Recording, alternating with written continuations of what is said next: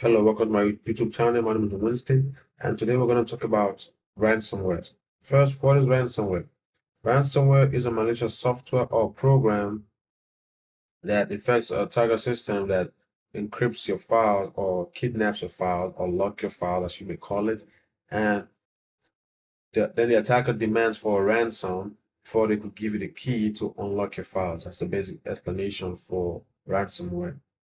So ransomware is a very dangerous malware, and it's a fast rising attack that uh, has been on for a long time and is still on because a lot of people getting infected by ransomware.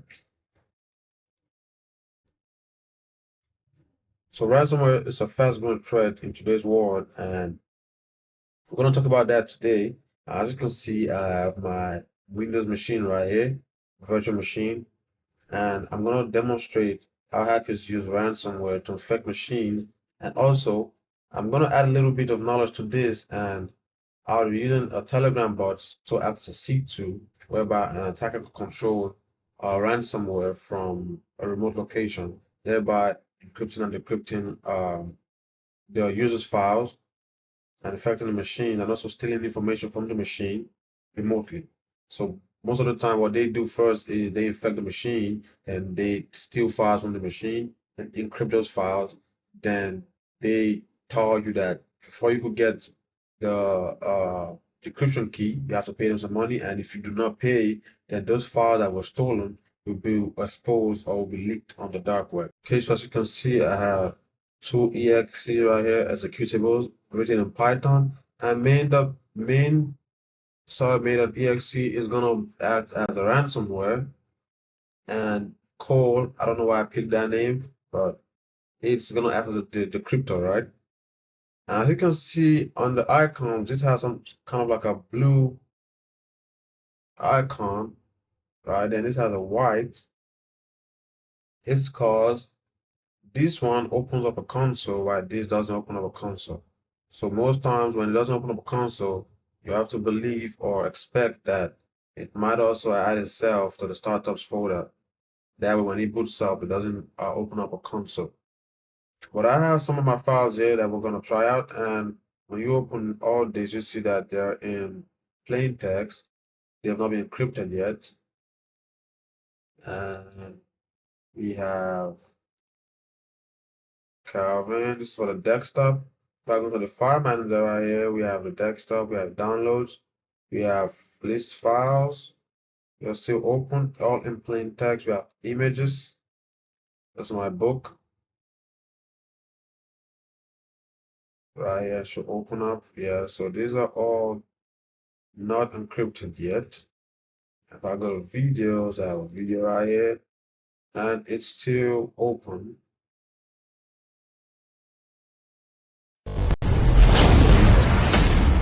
Okay, so like I said before, we'll be using a Telegram bot to act as a C2 to remotely control this malware, right? So I'll run my script right now. This is the main.py. It's the ransomware that I've written in Python, and this is the decryptor that I will use to decrypt this.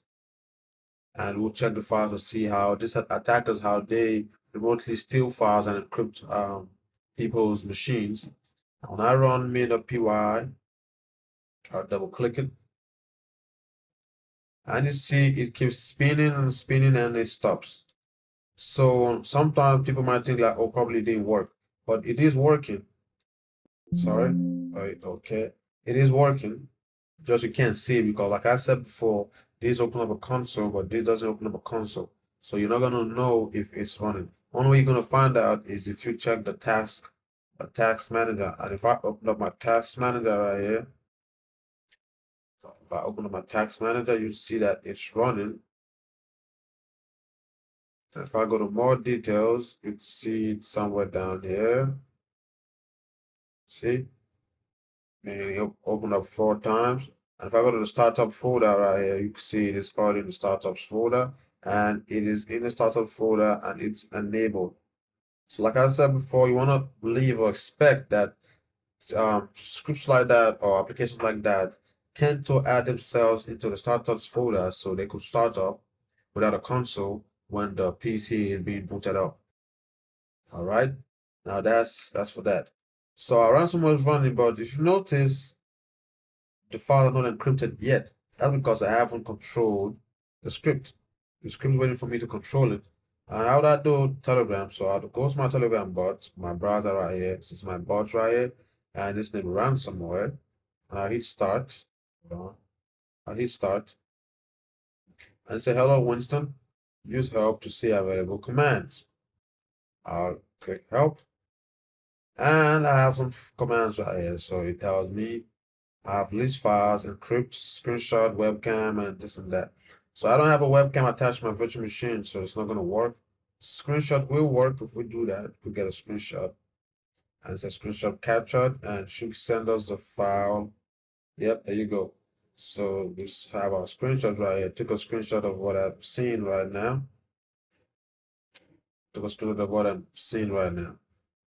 So we could take screenshots of the victim's machine, and we could also send files from the system, could list all the files on the system. And what we could do now is encrypt. And notice that there's no decrypt, just encrypt. So all this does is it encrypts the files on the victim system. So if I were to hit encrypt, this will take about 1 or 2 minutes. And what it does, it sends the key to my server. It sends a key to my server that was used to decrypt this, and it also sends a password too. So then the victim would see on the machine, this will open up automatically, right? So they're gonna be confused like, why did this open up? So once it has been encrypted, this file will open up, and it says your file has been encrypted. To decrypt your files, use the password provided to you. If you have any questions, please contact us. Do not attempt to modify or delete the encrypted files, as this may result in permanent, I think that should say permanent. Yep, permanent data loss. So total files encrypted with 14 files. And when I close this, and when I go to my desk, I say we have an encryption key. That's key. That's the key. Open this up, and you see this all encrypted. Kingston is encrypted. And if I go into my file manager right here, just to look at the video that we saw the last time, and you can see when I open it up, it's not gonna play because it's encrypted. As you can see, oops, not gonna work because it's already encrypted. So I'll close this, probably go to downloads, list files. This is encrypted too. And if I go to pictures, images are encrypted too. Everything on my machine is encrypted. So this is the part where the hacker would then, or you'd contact the hacker, or they'll reach out to you and tell you, oh, we need $50,000, we need 100, and they ask you for ransom so you can get the decryption key or the decryption file. And you saw in our Telegram script, we had the means to send files. So what they would do first is they could actually list all the files and send the file. Like I could list all the files, and these are all the files that I have, and see, so I could like copy this. Oh no, I don't want that. I could copy this, or I could just give it a name, and I think the command was send files. So I'll use a / with send files. Then I'll paste this and enter right there, and it should produce a file or send a file to me. I think I did that wrong. I put an S right there. That's what it was. So do this again and hit send file without the S, and I'll paste the paths and see if it works. So there you go. So it was able to give us the Ibrahim.txt file. So that's how a hacker could do this and steal important file. It could be anything, it could be videos, it could be PDFs, any file. As long as it's on the machine, we could get. So we could get this file, download it, and save it somewhere. And once it's already encrypted on their machine, or before we encrypt it rather, and we'd have the file, the unencrypted file, and theirs will be encrypted, and then they would have to pay the ransom to get the decryptor, right? All right. So now we're all our stuff encrypted. So let's decrypt. So after payment, the um, hacker would send a decryptor and tell you how to run it. And this is the one I've written in Python. And first, it's going to ask you enter the decryption password. So what you want to do is my password I said was Jenkins. Hit enter right there. And you see it says error decryption readme.txt.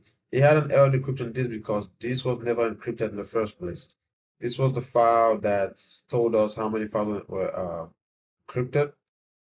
So it was never encrypted in the first place. So there was not to decrypt. While it says files encrypted successfully. Enter, press enter to close.